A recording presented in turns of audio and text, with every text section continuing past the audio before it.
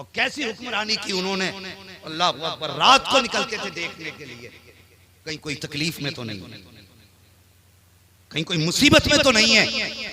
ایک دن گزرے نا تو ایک گھر سے بچوں کے رونے کی آواز آئی، آپ نے دروازے پہ دستک دی، اندر سے آواز آئی، کون؟ کہا ماں ذرا دروازہ کھول، اندر آ جاؤں۔ اندر گئے، جا کے بچوں کو روتے دیکھا، کہنے لگے ماں یہ بچے کیوں رو رہے ہیں؟ بڑھیا کہنے لگی کہ بھلا کرے اللہ عمر کا کہ میرے بچے بھوکے ہیں اور اسے ہماری فکری نہیں ہے۔ کہا چولہے پہ کیا ہے؟ بوڑھی کہنے لگی میں نے چولہے پہ پتیلی رکھی ہے اور اس کے نیچے آگ اس لیے جلا دی ہے تاکہ بچوں کو یہ کہہ کے تسلی دے سکوں کہ اس میں کھانا بن رہا ہے۔ اور صاحب کبھی پڑوس کے گھر سے اٹھنے والے دھوئیں کو بھی دیکھ لیا کرو۔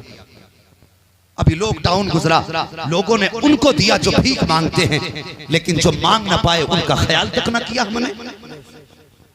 اور یار کسی کے چہرے کی ہنسی کے پیچھے چھپے اس کے درد کو بھی دیکھ لیا کر۔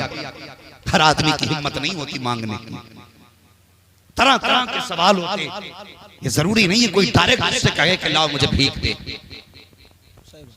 لوگ طریقے بدل کے آ جاتے ہیں۔ ہم اس چیز کو سمجھیں، یہ ہے اسلام۔ کبھی کسی کی مسکراہٹ کو مزہ مت سمجھ لینا، لوگ اپنے درد کو چھپانے کے لیے بھی مسکراتے ہیں۔ کتنے لوگ ایسے بھوکے رہ گئے، لاک ڈاؤن میں 8 دن لوگوں کو روٹیاں نہ ملی، اس لیے کہ پیشہ فقیری نہیں تھا، ہاتھ پھیلانا ان کی غیرت کو گوارا نہ تھا، اور کسی پڑوسی نے پلٹ کے بھی نہ دیکھا اس کے گھر میں چولہا جلا کہ نہیں جلا ہے۔ اور یار جنہیں ضرورت نہ تھی انہیں